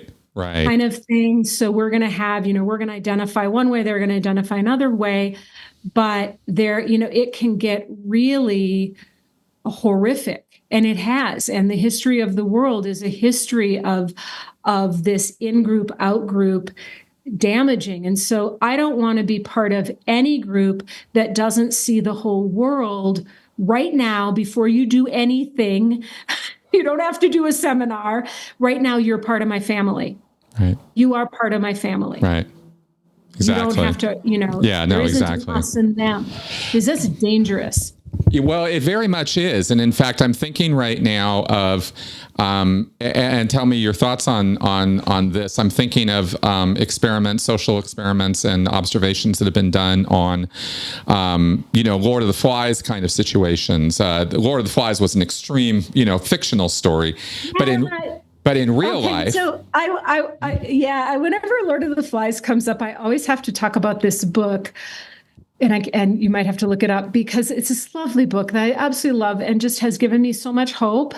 And it's called Humankind. Uh-huh. Have you seen that? I think I've heard of it. It was written by a Dutchman, and then in the last 3-4 years was translated into English. And it's like Humankind. And it's a very persuasive argument that we're not, that we actually do want to help each other. And I think that Scientology, LGATs, things like that, also prey on this, our desire to help each other. And one of the examples he gives in this book is he looks at things like the Stanford Prison Experiment and the Milgram experiments and Lord of the Flies and, all of this, that when people go, wow, are we really like, in a state of nature, wild beasts tearing each other apart? And he tells this beautiful story of a real life Lord of the Flies where there's some boys that got shipwrecked. That's it. On an island. Yes, please. Right. Yeah. Right. And I can't remember how long they were there, but it was for like a few years, I think. Yeah, I think it was about 2 years, if I remember right. Yeah. And it was in the South Seas and they got shipwrecked and one of them got, broke his leg and got hurt. When they asked them, how did they survive? They said, we helped each other. That's right. That's right. And some of the stuff that people want to make us believe, like we're nasty and, like that, if you go with and I'm sure you know this, if you go the deeper layer, like into the Stanford Prison Experiments, it was manipulated to create a certain outcome. It's not actually who we are. And so if you want a book that brings back your hope, Humankind. Fair enough. Well, let me finish where I was going with that, because I don't fundamentally disagree with you philosophically on our mutual desire to survive and our ability to work socially to do so. This is, so readily apparent in our history and our nature and the structure of our civilizations that I make the same arguments using those facts, and yet, here's the I love paradox. It is. Isn't it? Yeah. It's a dichotomy because that is true. And who was it? Moral Foundations. Jonathan Haidt wrote a book on the moral foundations theory and his theory on how morality works. And he talks in that book about how we are, I think he said 90% monkey and 10% bee or something like that, to sort of to show that we have these two different parts of us. The communal and the more, and the more individual. That's right.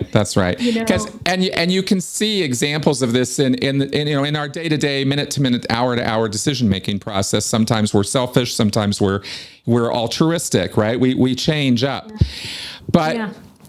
But we do have, regardless of whether our basic characteristics are, good, bad, right, wrong, whatever, there's a lot of variation, a lot of arguments to be made there. But there is the fact that you can take a group of boys out, and this has been done, and you can just arbitrarily divide them by almost any metric you care to use, including eye color.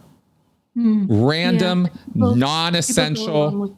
Nobody would have thought of it, but we're just going to divvy you guys up. I mean, hell, on any basketball court, anywhere USA, shirts versus skins, right? Yeah. You can use any metric you want to categorize people. And what I'm wondering is these mirror neurons and this phenomena of this seems to be the physical manifestation, or a part of the manifestation of how we do this, how we categorize, because it's not black and white. There are layers. It's a spectrum sort of thing. In other words, our immediate family is almost universally closer to us, we believe, in loyalty and love and all that, than our extended family, which is then to our friends, which is then out to our workplace, which is then out to our clubs, right? Like there's a concentric circle of caring, and we care less and less as it goes out further and further. And I'm wondering, well, these mirror neurons and this process must have something to do with differentiating that. What do you think? They do. I think so. I think that, and again, it's really complicated. And, I think it's sort of the great question for philosophers of the ages is, are we good? Are we bad? Who are we? What is it to be human? Right. I had to go really big picture. And, and I do think there are, I'm not sure if this is really answering your question, but I do think, the mirror neurons will fire differently if it's your own child than if it's, someone else. But that, again, depends on who you are and maybe how you were raised and what you were told and all of that. And I've done a lot of organizational work over the years. And one of the things that I've seen, and I'm sure there's research on it that I have not seen, but it's kind of like, I feel like if you look at sort of a continuum of sort of moral compunction, morality like that. And I'm talking about in an organization. There's a few people that no matter what, they will find a way to do the right thing.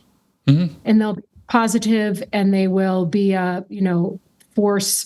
And even they can get worn down over time. Yep. Right. Yep. And then there's people at the other end, and some of these might be these really toxic people, et cetera, that it doesn't matter how positive the organization is, they're going to be doing some stuff that is entertaining to them. They're like sticky, tarry kind of thing. And then there's the mushy middle.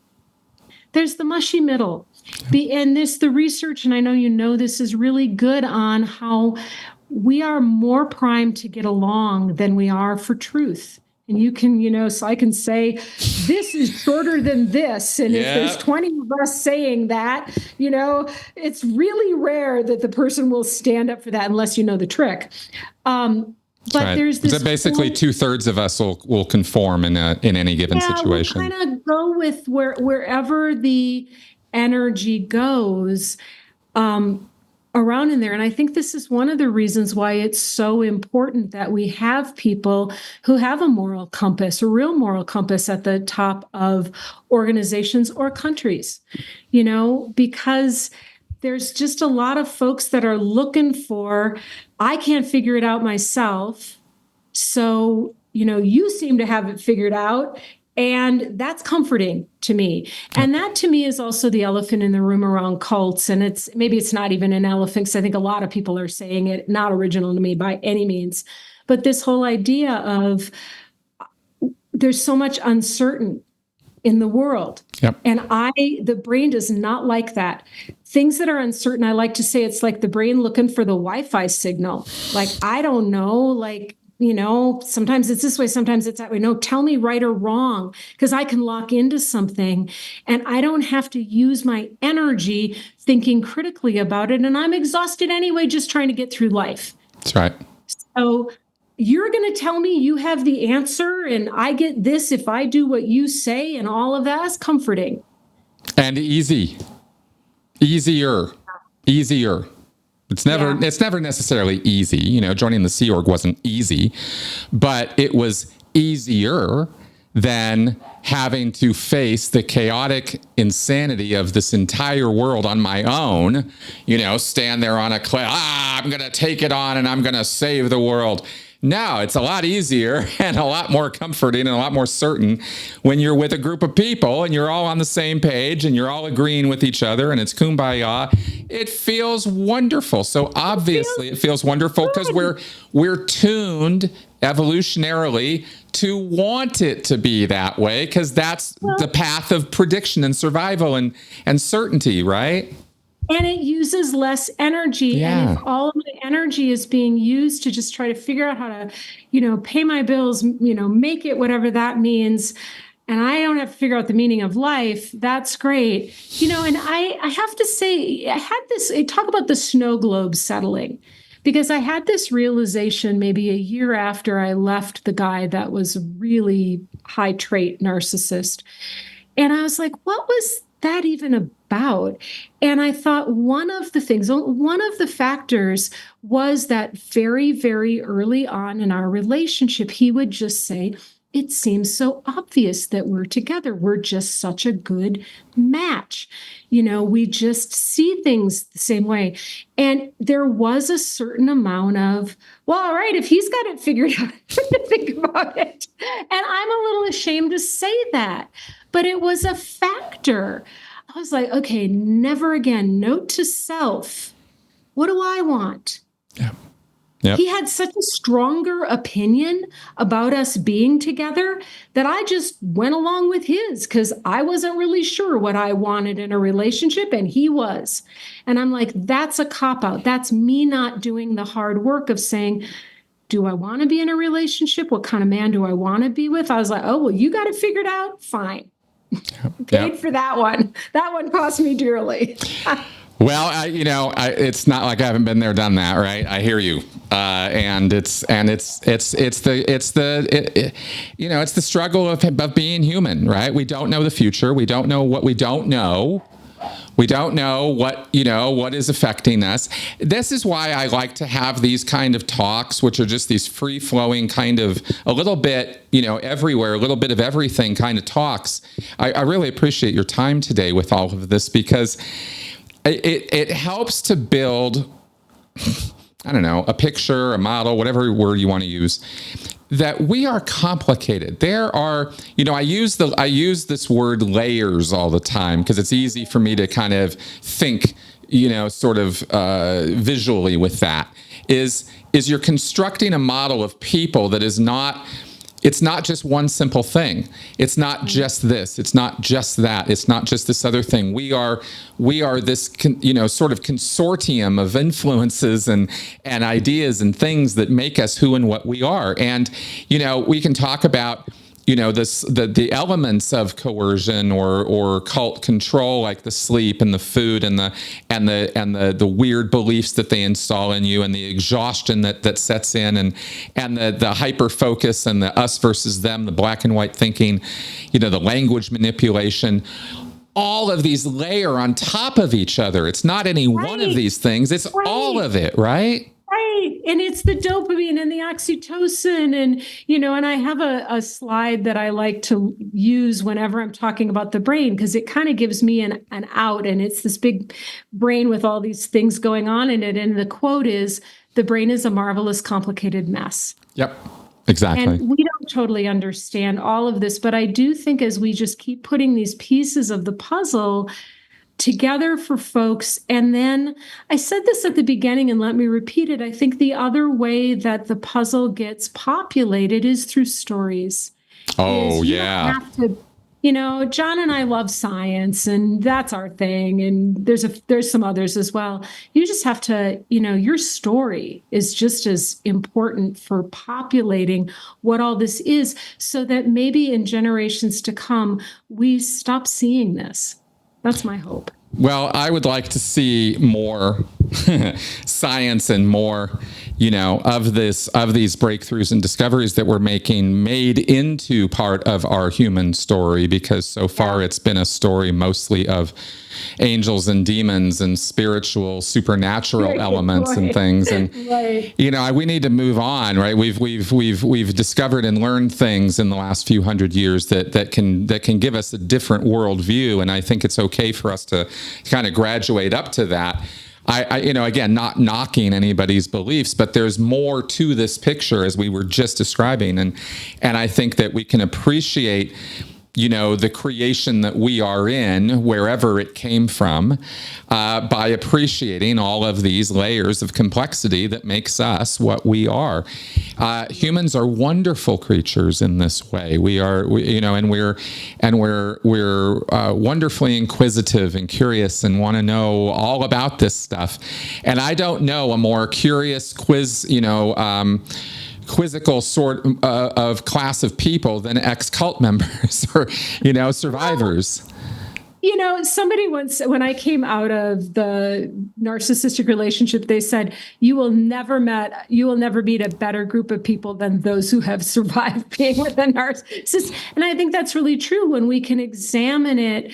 These are thoughtful, it's really like, I think being in the cult, being in these difficult situations, it's really being baked in the fire and acknowledging the paradox again, that on the one hand, boy, that can have do a number on your nervous system. It may take years to get over. I wouldn't wish it on anyone. And yet the complex thinking and the ability to hold paradox and the ability to think deeply, these are my favorite conversations, and that's why I'm here. I could not agree more. And this is awesome. Now, listen, how do my audience members find you? My website is beaboveleadership.com, and we do training for coaches. And then they can also just find me. I'm just Ann Betz on LinkedIn, and I will always say yes, unless you're trying to market something to me on LinkedIn. And I get that sense. I don't need any of that. But no, I love to connect with people, and those are the two best ways. But you can find my website at beaboveleadership.com. Excellent. Well, you'll find that link in the show notes below in the description section here on YouTube. And if you're listening on the podcast, then you can check out the podcast description, and you can check out Ann's work. And I recommend you do so. She's pretty cool. Thank you. Thank you, Chris. It's been a delight. Yeah. Thanks for the conversation. You bet. Absolutely. Yeah. And we'll have to see about talking again in the future. I would love that. Awesome. Thank you very much. Folks out there, I'm going to leave you with a message, of course, of, you want to contact me, you want some help, you want some consulting, you want some whatever, one-on-one, reach out to me. I got an email, I got a Zoom app, and I'm happy to use it. Okay, so I will talk to you guys soon. Bye-bye.